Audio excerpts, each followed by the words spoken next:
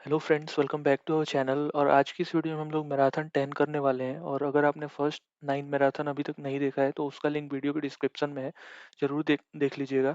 और अगर आप कंप्यूटर साइंस के अदर यूनिट जैसे कि software engineering, data structure, operating system जैसे यूनिट के इंपॉर्टेंट एमसीक्यूज की प्रैक्टिस करना चाहते हैं तो उसका लिंक भी वीडियो के डिस्क्रिप्शन में है, उसे जरूर चेक कर लीजिएगा, जिसमें मैंने प्रीवियस ईयर क्वेश्चन को भी कवर किया हुआ है। तो आज की इस वीडियो में हम लोग जो मैराथन 9 का जो वीडियो था उसी को कंटिन्यू करेंगे। तो इसमें हम क्वेश्चन नंबर 31 से क्वेश्चन 60 तक देखेंगे, तो हमारा टोटल 30 एमसीक्यूज आज के वीडियो में कवर होने वाला है। तो फ्रेंड्स, वीडियो को शुरू करने से पहले अगर आप चैनल पर नए हैं तो चैनल को जरूर सब्सक्राइब कर लीजिए। और अगर आपको वीडियो अच्छी लगे तो वीडियो को लाइक करें और अपने दोस्तों के साथ शेयर करना ना भूलें। तो आइए शुरू करते हैं। तो हमारा फर्स्ट क्वेश्चन है कि which of the following explains polymorphism. तो पॉलीमॉर्फिज्म जो है is one of the main pillar of object oriented programming.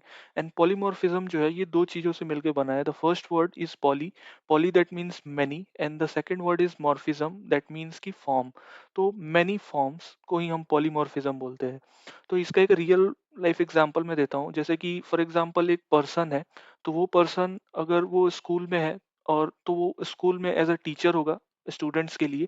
और अगर वो अपने फैमिली में आएगा तो वो किसी के लिए किसी का ब्रदर हो सकता है, किसी का फादर हो सकता है, किसी का चाइल्ड हो सकता है। तो इस तरीके से वो एक ही पर्सन जो है वो अलग अलग जगहों पे अलग अलग फॉर्म में है, अलग अलग उसकी बिहेवियर है, उसकी कैरेक्टरिस्टिक्स है। तो ये चीज है पॉलीमॉर्फिज्म की, एक ही पर्सन है और वो मल्टीपल रोल्स प्ले कर रहा है डिफरेंट डिफरेंट जगहों पे। तो इसको हम बोलते हैं पॉलीमॉर्फिज्म। तो पॉलीमॉर्फिज्म जो है is one of the main pillar of object oriented programming. तो इस क्वेश्चन में हमारे को चार स्टेटमेंट दिए गए हैं और इन स्टेटमेंट में से हमें पूछा गया है कि पॉलीमॉर्फिज्म को इनमें से कौन सा स्टेटमेंट एक्सप्लेन कर रहा है। तो पॉलीमॉर्फिज्म जो है वो बेसिकली दो तरह के होते हैं। अगर आप जावा की बात करें तो the first one is compile time polymorphism and the second one is run time polymorphism. तो इस क्वेश्चन में हमें बेसिकली मेथड ओवरलोडिंग, जिसे हम कंपाइल टाइम पॉलीमॉर्फिज्म बोलते हैं, उसका एग्जांपल दिया गया है। तो बेसिकली जो हमारा कंपाइल टाइम पॉलीमॉर्फिज्म होता है उसको हम मेथड ओवरलोडिंग बोलते हैं। और जो हमारा रन टाइम पॉलीमॉर्फिज्म होता है उसको हम मेथड ओवरराइडिंग बोलते हैं, RIDING, ओवरराइडिंग। तो इसमें जब आप देखोगे फर्स्ट ऑप्शन, तो फर्स्ट ऑप्शन में हमारा डेटा टाइप इंट है। The second one is the name of function, and ये चीज जो है जो हम नंबर ऑफ आर्ग्यूमेंट पास कर रहे हैं उसका डेटा टाइप है। तो फर्स्ट का आप देख पा रहे हो कि यहाँ पे इंट है, सेकंड आर्ग्यूमेंट का डेटा टाइप फ्लोट है। तो इस तरीके से यहाँ पे फ्लोट रिटर्न टाइप हो जाएगा अपना। और फन वन जो है ये हमारा फंक्शन का नेम है, and the other two argument that it takes both are having float data type. तो इस तरीके से ये एक जनरल सिंटेक्स दिया गया है। तो इसमें से हमें, अगर हम ऑप्शन सी को देखेंगे तो ऑप्शन सी जो है वो हमारा कंपाइल टाइम पॉलीमॉर्फिज्म को लाइक सिंटेक्स को मैच कर रहा है। जैसे कि जो फर्स्ट वन है वो हमारा int data type, int return type है। और the second one is the name of function and third one is the float. Float that means कि हमारा जो नंबर ऑफ आर्गुमेंट है उसका रिटर्न, उसका डेटा टाइप। और सेकंड फंक्शन है हमारा जिसका कि नेम सेम है बट उसका रिटर्न टाइप वेरी कर रहा है, दैट मीन्स कि इसका फ्लोट है और इस वाले का इंट था। तो ये चीज एक्सेप्टेबल होती है मेथड ओवरलोडिंग की। अगर हम बात करें तो मेथड ओवरलोडिंग के कुछ कंडीशंस हैं, जैसे कि the name of the function should be same, और जो रिटर्न टाइप है फंक्शन का दैट कैन बी और कैन नॉट बी सेम, तो इट मे वेरी।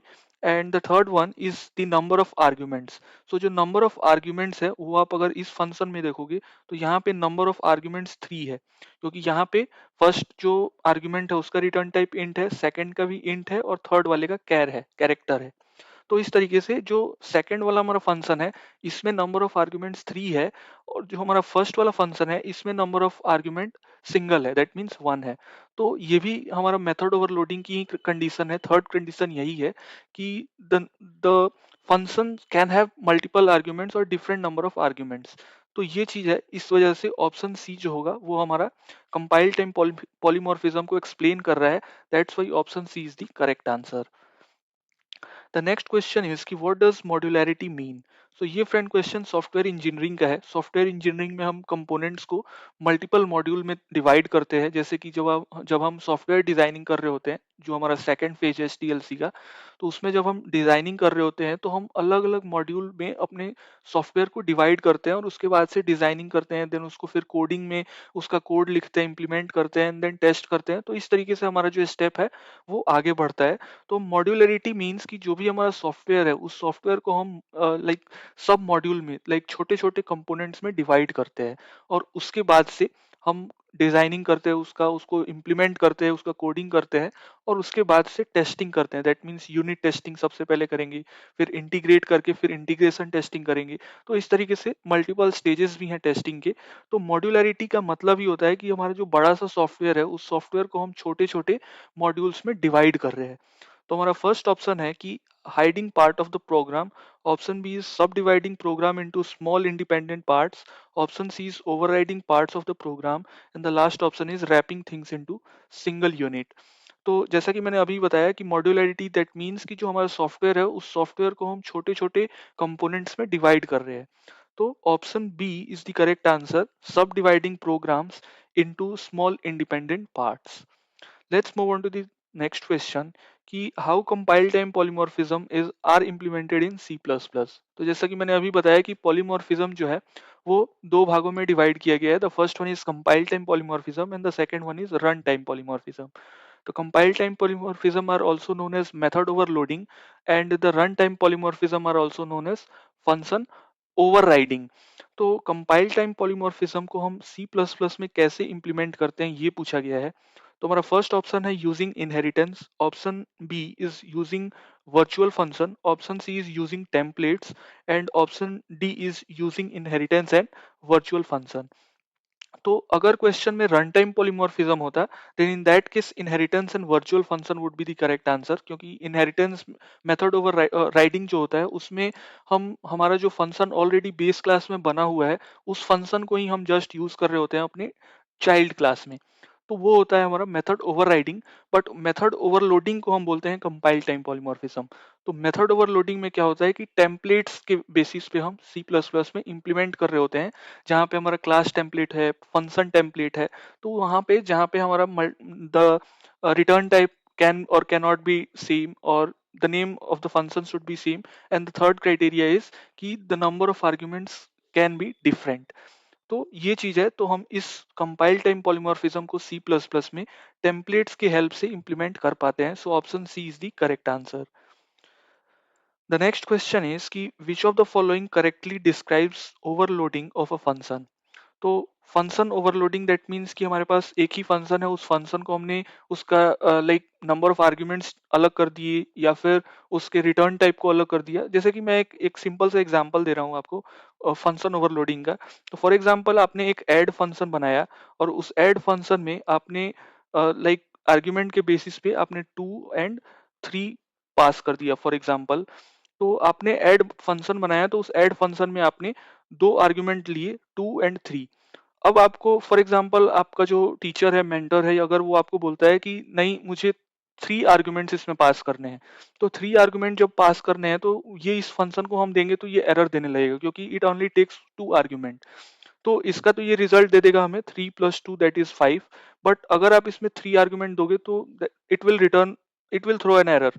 तो उस केस में हम क्या करते हैं कि फंक्शन का नेम जो है वो सेम रखते हैं और यहाँ पे हम इस तरीके से कोडिंग करते हैं जहाँ पे नंबर ऑफ जो आर्ग्यूमेंट्स हैं वो हम इंक्रीमेंट कर पाए, डिक्रीमेंट कर पाए। लाइक अगर 3 है हमारे केस में तो हम यहाँ पे क्या करेंगे कि 2 और 3 एंड यहाँ पे हम एक एक्स्ट्रा वेरिएबल दे देते हैं। लेट्स से अगर 4 को भी हमें ऐड करना है तो हम वो चीज यहाँ पे पास कर देते हैं। तो इससे क्या होता है कि 2 + 3 + 4 that will comes out to be 9।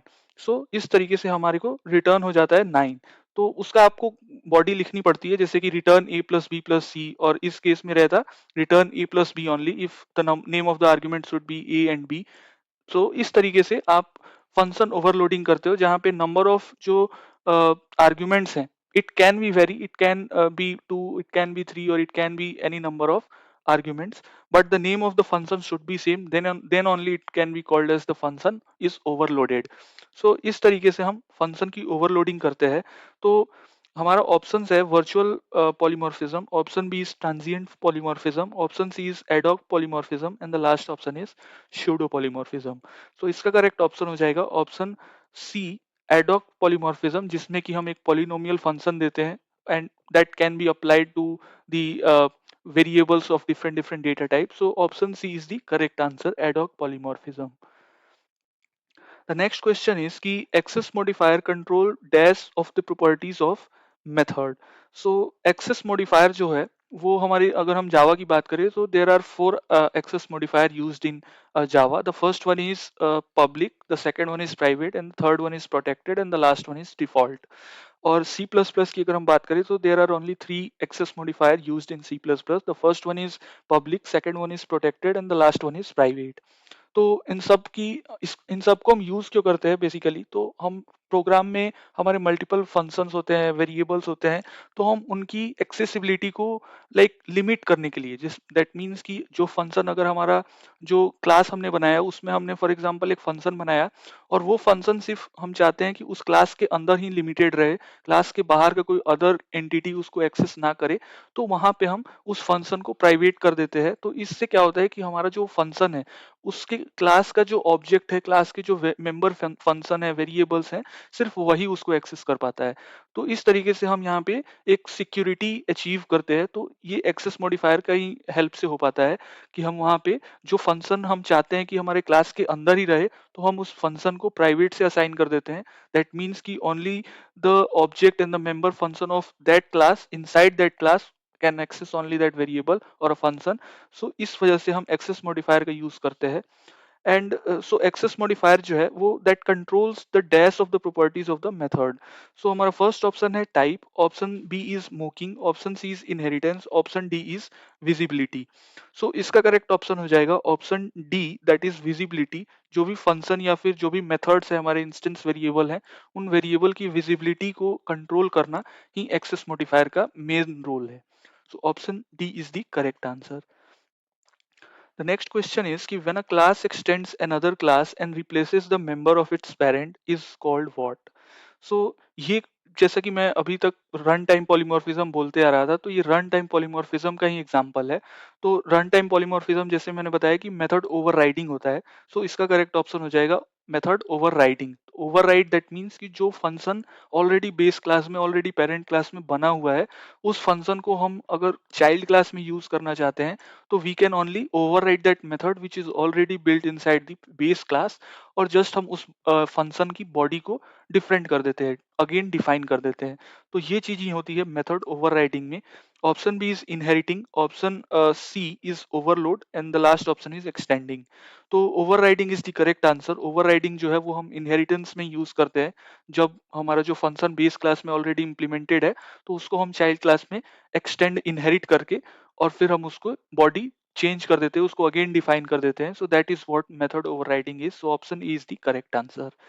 Let's move on to the next question कि where in an HTML document is the correct place to refer to an external style sheet? तो जब भी आप HTML में कोडिंग करते होगे तो आपका एक सेपरेट आप CSS फाइल बनाते होगे और एक आपका index.html फाइल होता होगा।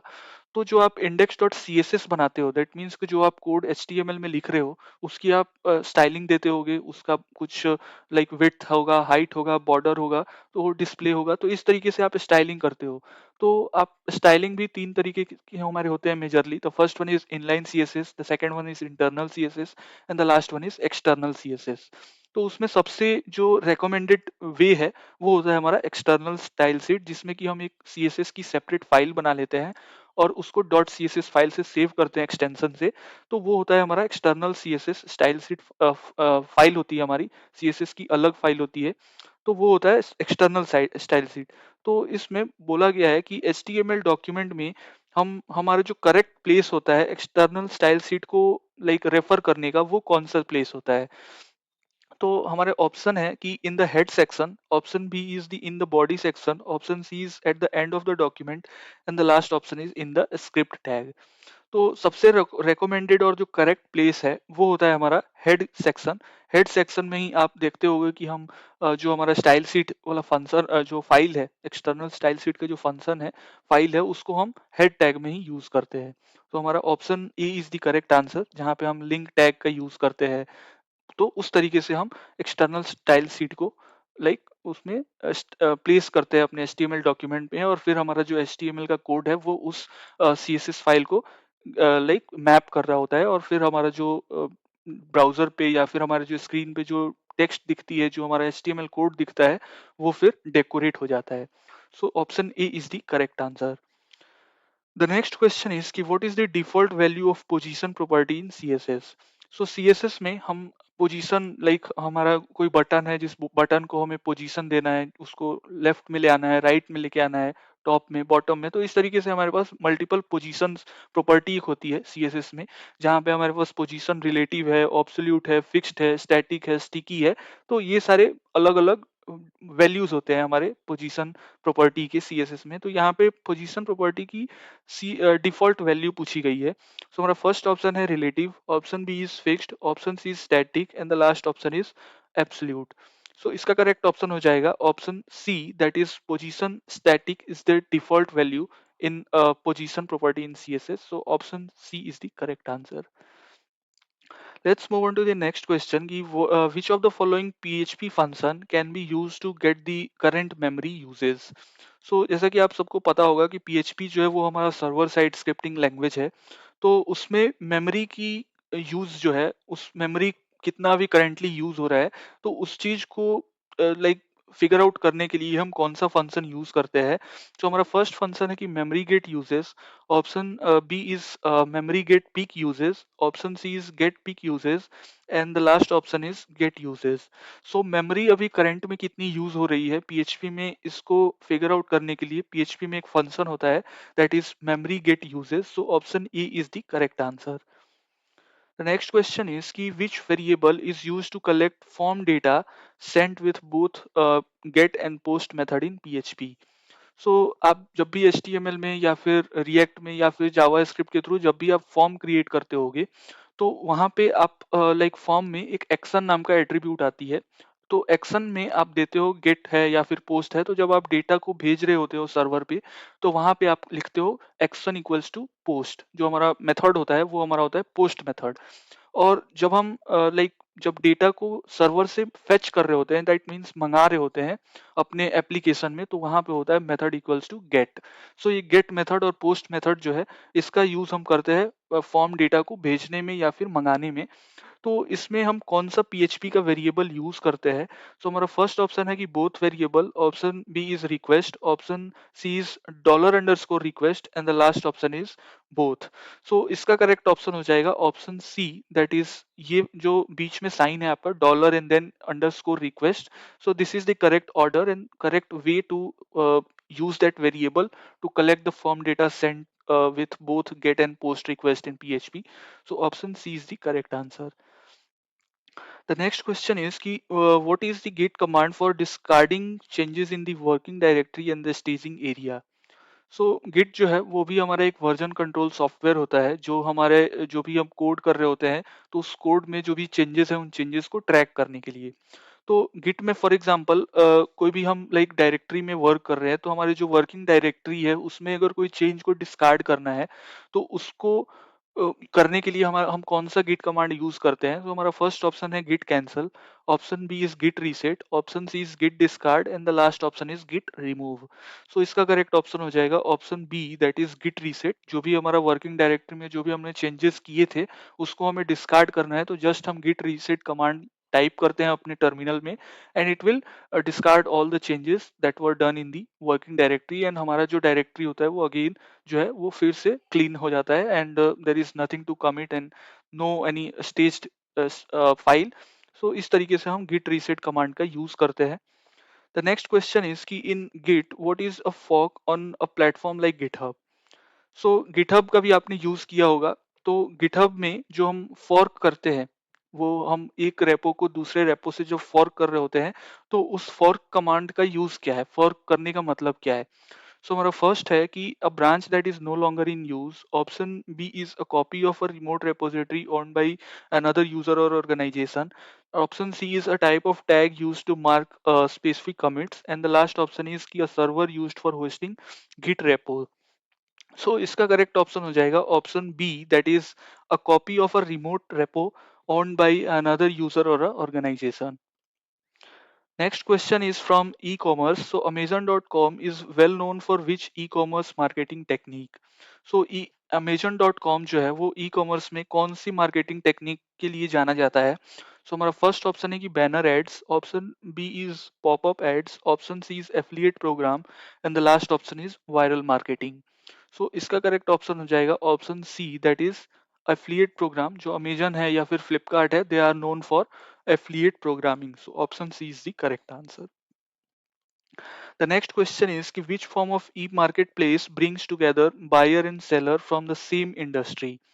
सो लाइक सेम आपकी कंपनी है और उस कंपनी में एक बायर का ग्रुप होगा, एक सेलर का ग्रुप होगा, तो इनमें से कौन सा मार्केट प्लेस जो है वो उन बायर और सेलर दोनों को ही साथ में लेके आती है? तो हमारा फर्स्ट ऑप्शन है horizontal, option B is vertical, option C is integrated, and the last option is inclined. So जब जब सेम इंडस्ट्री की बात की जाए तो सेम इंडस्ट्री में हम हमेशा वर्टिकल जो मार्केट प्लेस है उसको यूज करते हैं, और जब डिफरेंट इंडस्ट्री की बात की जाए तो in that case horizontal will be the correct answer. The next question is कि which of the following is a method of transferring money from one person's account to another? So इनमें से कौन सी technique का हम use करते हैं to transfer money from one person account to another person account? So हमारा first option है electronic check, option B is credit card, option C is E transfer, and the last option is none of these. So इसका correct option हो जाएगा option E, that is electronic check. हम check का use करते हैं to transfer money from one person account to another person account. So option E is the correct answer. Next question is कि अ combination of software and information designed to provide security and the information for a payment is called what? सो यहाँ पे software and जो हमारा information है उन दोनों को combine करते हैं हम, और उसके बाद से जो सिक्योरिटी प्रोवाइड की जाती है ताकि हम जो पेमेंट कर रहे हैं वो सिक्योर हो पाए, तो उस केस को हम उस चीज को उस फंक्शनैलिटी को टेक्निक को हम क्या बोलते हैं? सो हमारा फर्स्ट ऑप्शन है digital wallet, option B is popup ad, option C is shopping card, and the last option is encryption. So इसका करेक्ट ऑप्शन हो जाएगा option E, that is digital wallet. जैसे कि आपने ये सारे के सारे क्वेश्चन जो है हमारे ई कॉमर्स से जो पेमेंट स्ट्रक्चर है उससे रिलेटेड है. So option E is the correct answer, digital wallet. Next question is कि which factor ensures your IT system are functionally correctly and providing accurate information? So इनमें से कौन सा जो फैक्टर है और फीचर है जो हमें ये इंश्योर कर रहा होता है कि जो हमारी आईटी जो सिस्टम है, लैपटॉप है, हमारा कंप्यूटर है, ये सही से वर्क कर रहा है कि नहीं? दैट मीन्स कि फंक्शनली ये करेक्ट है या फिर नहीं, और ये जो हम जो कंप्यूटेशन कर रहे हैं, कैलकुलेशन कर रहे हैं, ये एक्यूरेट है कि नहीं, कितना एक्यूरेट है? इन सब चीज़ों को जो फीचर हमारा इंश्योर कर रहा होता है उस फीचर को हम क्या बोलते हैं? तो first option is availability, option B is accessibility, option C is reliability, and the last option is scalability. So इसका करेक्ट ऑप्शन हो जाएगा option C, that is reliability. Reliability that means कि कितना वो रिलायबल है, कितना सही आंसर, कितना एरर फ्री है हमारा सिस्टम. तो ये चीज हमारा रिलायबिलिटी ही लाइक देख रहा होता है. Reliability is that feature that checks our IT system are functionally correct or not, or it is providing the accurate information or not, or it is secure or not. So ये सारी चीजें check कर रहा होता है reliability. और other जो भी हम जो अनवांटेड और अनएक्सपेक्टेड जो भी बिहेवियर है, डिफरेंट डिफरेंट जब हम एज केसेस देते हैं अपने इनपुट के तौर पे अपने सिस्टम को, तो उन सब सब चीजों को हमारा जो रिलायबिलिटी है वो चीज ही देख रही होती है कि हमारा सिस्टम कितना रिलायबल है. So option C is the correct answer. And the next question is कि what is a set of condition used to measure how well a product or a system function? सो ये एक set of condition पूछा गया है जो कि use to major कि हमारा जो प्रोडक्ट है या फिर सिस्टम है वो कितना अच्छा फंक्शन, उसकी कितनी अच्छी लाइक वर्किंग है या नहीं. तो उस चीज को मेजर करने के लिए हम कौन सी सेट ऑफ कंडीशन यूज करते हैं, तो उसको क्या बोला जाता है? तो the first option is flexibility, option B is benchmark, option C is performance, and the last option is capacity planning. So इसका करेक्ट ऑप्शन हो जाएगा option B that is benchmark. जो भी बेंचमार्क हम सेट करते हैं कि हमारा ये प्रोडक्ट जो है ये इतने घंटे तक लाइक ये ड्यूरेबल है या फिर इतना फ्लेक्सिबल है, तो वो सारी चीजें हम बेंचमार्क में सेट कर रहे होते हैं, कितना स्केलेबल है। तो ये सारी की सारी चीजें जो हैं ये बेंचमार्क के अंदर ही आती है। Benchmark is nothing but a set of condition, जहाँ पे हम ये चीज अपना नोट कर रहे होते हैं कि हमारा सिस्टम कितना रिलायबल होगा, कितना स्केलेबल होगा, कितनी रोबस्ट होगी। तो ये सारी की सारी चीजें हम बेंचमार्क में सेट करते हैं।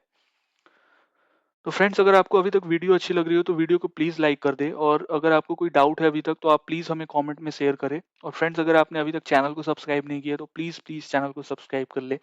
तो आइए, हमारा नेक्स्ट क्वेश्चन है कि what is the role of a cloud in smart grid architecture in IoT.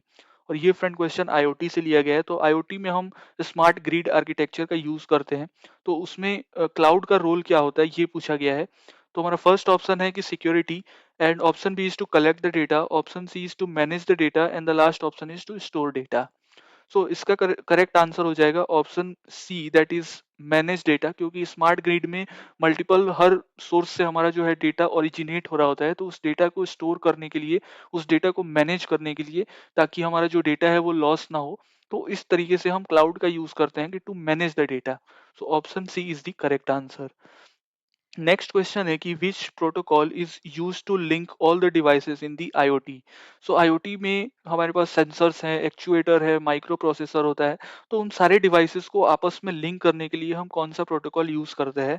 सो हमारा फर्स्ट ऑप्शन है HTTP, option B is UDP, user datagram protocol, option C is network, and the last option is TCP IP, transmission control protocol and internet protocol. So इसका correct option हो जाएगा option C that is transmission control protocol, IP, internet protocol. क्योंकि ये जो है ये हमारा connection oriented होता है। सबसे पहले हम इसमें कनेक्शन एस्टेब्लिश करते हैं, एंड देन डेटा का ट्रांसमिशन होता है। तो ये हमारा टीसीपी आईपी जो कि रिलायबल प्रोटोकॉल है, इन ऑर्डर डिलीवरी होती है। तो इस वजह से हम यहाँ पे टीसीपी आईपी जो हमारा प्रोटोकॉल है इसका यूज करते हैं to link all the devices in the IoT architecture. So option D is the correct. Next question है कि what is which of the following is not the application of stack. So इनमें से stack का application कौन सा नहीं है। So हमारा फर्स्ट ऑप्शन है कि data transfer between two asynchronous process, option B is compiler syntax analyser, option C is tracking of local variables at the run time, and the last option is to like a parenthesis balancing program. So इसका हमारा correct option हो जाएगा option A, क्योंकि इसमें not पूछा गया है। सो stack का हम एप्लीकेशन जो है वो डेटा ट्रांसफर में नहीं है। सो हम डेटा ट्रांसफर नहीं कर रहे होते between two asynchronous process. So यहाँ पे हमारा option A is the correct answer. Next question is कि Moore machine is an application of, और ये friend question TOC, theory of computation का है। तो इसमें हम जो एक special finite state machine use करते हैं, जिसे हम मूरे मशीन और मिले मशीन दो होते हैं हमारे पास। तो जो हमारा मूरे मशीन है, तो मूरे मशीन का इनमें से कौन सा एप्लीकेशन है।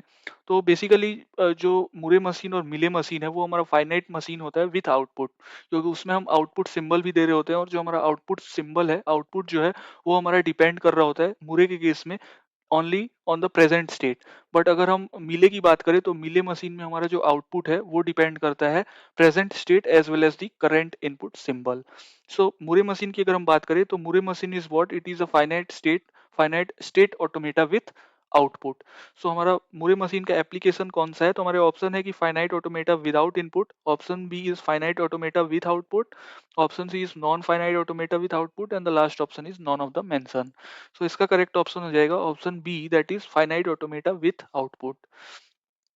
नेक्स्ट क्वेश्चन इज कि in a Moore machine output is produced over the change of. So Moore machine में जो हमारा आउटपुट है वो किस तरीके से लाइक प्रोड्यूस करते हैं, हम किस चीज के चेंज होने पे हमारा आउटपुट प्रोड्यूस होता है मूरे मशीन के केस में। तो हमारा फर्स्ट ऑप्शन है transition, option B is state, option C is all of the mention, and the last option is none of the mention. तो जैसा कि मैंने अभी बताया कि मूरे मशीन जो है वो सिर्फ और सिर्फ प्रेजेंट स्टेट पे डिपेंड करता है। तो जब स्टेट चेंज होगा देन ओनली द जो आउटपुट है वो प्रोड्यूस होता है। तो जैसे स्टेट चेंज होगा वैसे आउटपुट प्रोड्यूस होगा। So that's why option B is the correct answer. States और मिली मशीन के केस में वहां पे हमारा जो ट्रांजिशन है उस पे भी हमारा जो है, हमारा जो आउटपुट है वो डिपेंड करता है।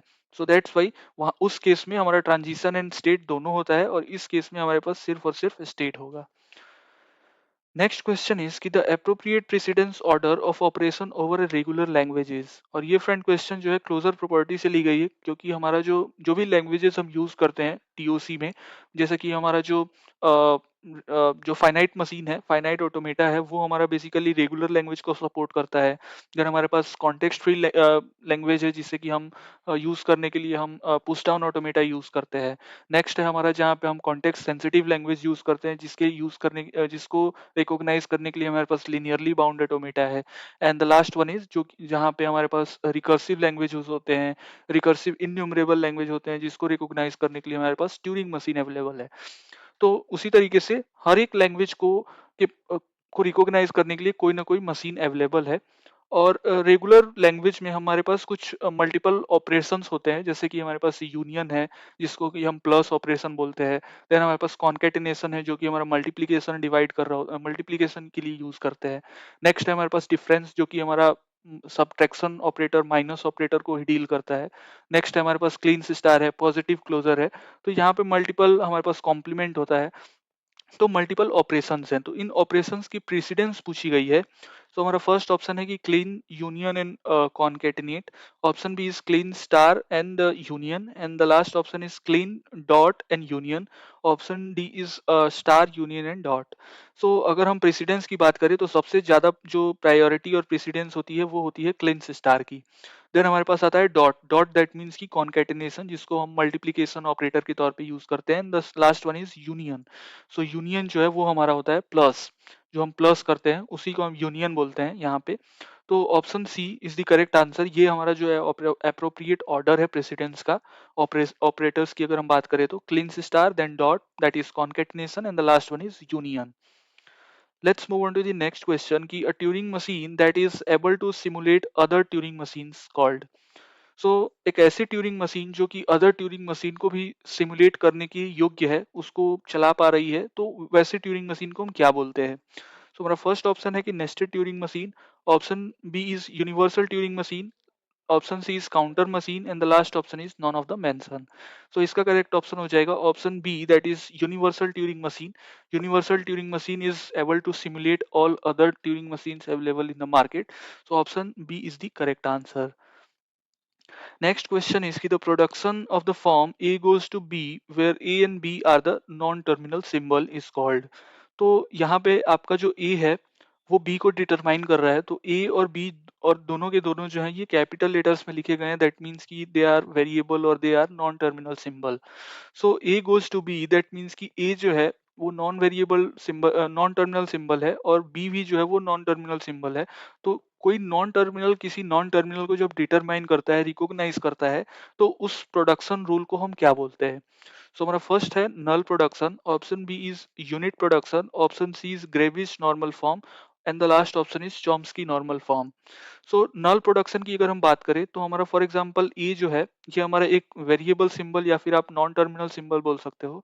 तो जब एक नॉन टर्मिनल सिंबल किसी आइडेंटिटी एलिमेंट को, दैट मीन्स कि आप जो एप्साइलन है, जब एप्साइलन को डिटरमाइन कर रहा होता है, रिकॉग्नाइज कर रहा होता है, तो उसको हम बोलते हैं नल प्रोडक्शन। सो ये जो एग्जांपल है जहाँ पे हमारा ए गोज टू एप्साइलन है, ये एप्साइलन का सिंबल मैंने ड्रॉ किया हुआ है। तो जब ए any non-terminal symbol recognizes a identity element that is called as epsilon। तो जब ये इसको रिकॉग्नाइज कर रहा होता है, that is called as null production।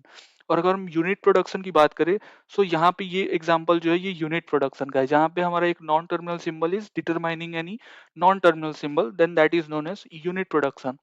और ग्रेवेस्ट नॉर्मल फॉर्म क्या होता है? सो फॉर एग्जांपल एक ए है, A is a non terminal symbol, और ये हमारा जब लाइक रिकॉग्नाइज कर रहा हो x, let's say terminal symbol, and a is determining x into b। So x और b के बीच में मल्टीप्लिकेशन सिंबल है। दैट मीन्स कि जो भी हमारा जो वेरिएबल बनेगा, जो भी हमारा स्ट्रिंग बनेगा, वो किसी न किसी स्टार्टिंग में, दैट मीन्स कि कोई ना कोई टर्मिनल सिंबल होगा। सो ये जो x है, ये x belongs to any terminal symbol. So ये इसका जो है एक ऑर्डर होता है, ये इसका सिंटेक्स होता है। इसी फॉर्म में आपको ग्रेवेज नॉर्मल फॉर्म दिखेगा, जहाँ पे आपका एक नॉन टर्मिनल सिंबल होगा, and it is determining x into b, and b is what? b is a non terminal symbol। सो ये होता है ग्रेवेज का जो भी हमारा फॉर्म है, सिंटेक्स फॉर्म आप बोल सकते हो, तो ये होता है ऑर्डर ग्रेविश नॉर्मल फॉर्म का। और जो चॉम्स्की की अगर हम बात करें, तो चॉम्स्की में जो है वो हमारा A that is non terminal symbol, and A is determining any terminal symbol that is called as small a. So अगर ए डिटरमाइन कर रहा है किसी स्मॉल ए को, या फिर A is determining any symbol, any non-terminal symbol, let's say B है और फिर हमारा ये सी है। तो ये जो ऑर्डर है दैट मीन्स कि A is determining B and A is determining combination of B and C. So ये जो ऑर्डर है, ये जो सिंटेक्स फॉर्म है, ये हमारा होता है चॉम्स्की नॉर्मल फॉर्म का। और अगर इस क्वेश्चन की बात करें तो A goes to B, that means both are non terminal symbols and one of the non terminal symbol is determining any non terminal symbol, then that production rule is called as unit production. So option B is the correct answer. Let's move on to the next question. The ability to query data as well as insert data and alter tuples is offered by. So tuples is nothing but the rows, जो हमारे records हैं, जो रो है उसको ही हम tuple बोलते हैं। तो जब हम टपल्स पे कोई ऑपरेशन परफॉर्म करते हैं, लाइक उसको रिट्राइव करना, उसको इंसर्ट करना, डिलीट करना, अल्टर करना, तो वो सारे के सारे जो चेंजेस हैं वो सब कौन से लैंग्वेज के अंतर्गत आते हैं डेटाबेस में। तो हमारा फर्स्ट ऑप्शन है कि TCL, transaction control language. Option B is DCL, data control language. Option C is DDL, data definition language. And the last option is DML, data manipulation language. So जब भी tuples पे कोई भी operation की बात की जाए तो वो हमारा होता है डेटा मैनिपुलेशन लैंग्वेज, क्योंकि हम वहाँ पे डेटा पे मैनिपुलेट कर रहे हैं। जो भी हमारा इंसर्ट क्वेरी है, डिलीट क्वेरी है, वो सब रन कर रहे हैं tuple space. So that means that is known as DML, data manipulation language. Next question is कि dash means that the data used during the execution of a transaction cannot be used by a second transaction until the first one is completed. तो ये friend question भी database की acid property से है। A stands for atomicity, C stands for consistency, I stands for isolation, and the last one is D that stands for durability. So सबसे first है कि atomicity, that means either all or none. तो यहाँ पे हमारा transaction या तो complete होगा या फिर स्टार्ट ही नहीं होगा, तो ये होता है atomicity property. The next one is consistency, that means data must be consistent before and after the transaction. अगर मेरे अकाउंट में 500 रुपीज है और मैं किसी अदर यूजर बी को मैंने 100 रुपए भेज दिए, तो मेरे अकाउंट से 100 रुपए डेबिट हो गए, दैट मीन्स कि अब मेरे अकाउंट में 400 रुपीज बचे। और जो बी पर्सन था, बी पर्सन में मैंने 100 रुपए भेजे हैं, तो उसके जो भी बैंक में अकाउंट होगा, जो भी अमाउंट होगा, मनी होगी, वो फॉर एग्जाम्पल 1000 थी, तो अब 100 रुपए जाने के बाद वो 1100 हो गई। तो यहाँ पे जो डेटा है वो कंसिस्टेंट होना चाहिए, मेरे में 400 बच गए और उनके में 1100 हो गए। तो ये होता है डेटा की consistency. Data must be consistent before and after the transaction. The next is durability. Durability that means कि अगर डेटा एक बार डेटाबेस में सेव हो गया, तो उसके बाद से कोई भी तरह की फेलियर ऑकर हो, कोई पावर फेलियर हो, एरर फेलियर हो, कोई किसी तरह की भी फेलियर हो, क्रैश हो जाए हमारा सिस्टम, बट अगर डेटा एक बार डेटाबेस में सेव हो गया, so that data must be persistent. वो उसमें क्रैश होने से, पावर फेलियर होने से उस डेटा पे कोई इफेक्ट नहीं पड़ेगा। So that is what durability states. And the last one is isolation. Isolation that means कि अगर हमारा कोई लाइक ट्रांजेक्शन है जो अंडर एग्जीक्यूशन है, तो वो ट्रांजेक्शन में जो भी डेटा यूज हो रहा है, वो डेटा मतलब एक तरीके से हाइड रहेगा किसी अदर ट्रांजेक्शन के लिए। तो वो data must be hidden for the other transaction that is awaiting for that resource. तो उसको हम बोलते हैं आइसोलेशन, क्योंकि वहां पे डेटा आइसोलेट हो गया, वो किसी दूसरे को नहीं दिख रहा है, तो उस प्रोसेस को हम बोलते हैं isolation. So isolation is the correct answer for this question as well, क्योंकि यहाँ पे डेटा जो है, जो भी एग्जीक्यूशन अभी हो रहा है, वो डेटा कोई दूसरा सेकंड ट्रांजेक्शन उसको यूज नहीं कर सकता until and unless first one is completed. So option D is the correct answer. Let's move on to the next question. Key attribute in a relation is a foreign key if the dash key for one relation is used as an attribute in that relation. So foreign key क्या होता है? Foreign key जो है, हमारे दो tables होते हैं, उन दो टेबल्स को आपस में कंबाइन करने के लिए, आपस में रेफरेंशियल इंटीग्रिटी कांस्टेंट जिसे हम बोलते हैं, तो आपस में कनेक्ट करने के लिए हम फॉरेन की का यूज करते हैं। तो इसमें हमारा ऑप्शन है candidate, option B is primary, option C is super, and the last option is sub. So इसका करेक्ट ऑप्शन हो जाएगा option B, that is primary key, जो फॉरेन की होता है किसी दूसरे रिलेशन का, वो किसी ना किसी टेबल में प्राइमरी की भी होता है। तो that's why primary is the correct answer. और फ्रेंड्स आज का हमारा लास्ट क्वेश्चन है कि how many errors can the digital electronics parity method can used in a single word. So error correction और एरर डिटेक्शन आपने कंप्यूटर नेटवर्किंग में ही पढ़ा होगा, आपका डिजिटल लॉजिक में भी ये चीज आती है। तो बेसिकली जो पैरिटी बिट्स होते हैं, पैरिटी बिट एरर जो हमारा है, वो एक एरर डिटेक्शन टेक्निक है जो बेसिकली हमारे वर्ड में सिंगल बिट एरर को रिकॉग्नाइज करने के लिए, सिंगल बिट एरर को डिटेक्ट करने के लिए यूज किया जाता है। और अगर हम हैमिंग कोड, हम आपने हैमिंग कोड का नाम सुना होगा, तो हैमिंग कोड जो है वो एरर करेक्शन टेक्निक है। एरर करेक्शन कोड जिसे बोलते हैं हम, उसका यूज हम करते हैं जहाँ पे हम रिडंडेंट बिट्स को अपेंड करते हैं और उससे हम जो सिंगल बिट के एरर है उसको करेक्ट कर रहे होते हैं, क्योंकि वो एरर करेक्शन कोड है। और जो हमारा पैरिटी बिट्स एरर है वो हमारा पैरिटी बिट फ्लैग भी हम बोलते हैं, पैरिटी मेथड बोलते हैं। तो पैरिटी में हम नंबर ऑफ वंस को काउंट करते हैं, अगर वो लाइक इवन है तो वो इवन पैरिटी हो गया, अगर वो नंबर ऑफ वंस ऑड है तो वो ऑड पैरिटी होता है। But this is use to recognize or this is use to detect single bit of error. जो भी हमारा मैसेज है, डेटा बिट है, उसमें जो भी सिंगल बिट के एरर होंगे उसको रिकॉग्नाइज करने के लिए हम पैरिटी बिट फ्लैग का यूज करते हैं, पैरिटी मेथड का यूज करते हैं। Or to correct that code, we use Hamming code. Hamming code is just appending the redundant bits to the message, and then once it is done, then it will correct that single bit error. और आपने CRC का नाम सुना होगा, जो कि हम अपने कंप्यूटर नेटवर्किंग के डेटा लिंक लेयर पे यूज करते हैं। तो वहां पे हम एक, हमारे पास पॉलिनोमियल इक्वेशन दिया जाता है और उसके बाद से हम वहां पे जो भी डिग्री होती है पॉलिनोमियल की, उस नंबर ऑफ डिग्री -1 हम जीरोस को अपेंड करते हैं अपने डिविडेंड में, और फिर हम जो जीरोस आए लास्ट में जो रिमाइंडर में, उससे हम जस्ट उसको रिप्लेस कर देते हैं। तो इस तरीके के मल्टीपल एरर डिटेक्शन कोड और एरर करेक्शन मेथड्स है, टेक्निक्स है। तो पैरिटी की अगर हम बात करें, पैरिटी मेथड में हम सिंगल बिट एरर को रिकॉग्नाइज करने के लिए यूज करते हैं। So option A is the correct answer. तो फ्रेंड्स ये थे हमारे कुछ आज के top 30 MCQ question in marathon 10। And I am hoping कि जो भी कॉन्सेप्ट एंड एमसीक्यूज थे आपको क्लियर हुए होंगे। And if you like our video, then please do like to this video. And अगर आपको कोई डाउट है तो प्लीज हमें कमेंट में शेयर करें। और फ्रेंड्स अगर आपने चैनल को अभी भी सब्सक्राइब नहीं किया तो प्लीज प्लीज चैनल को सब्सक्राइब कर ले। तो फ्रेंड्स मिलते हैं फिर नेक्स्ट वीडियो में, तब तक के लिए बाय एंड थैंक्स।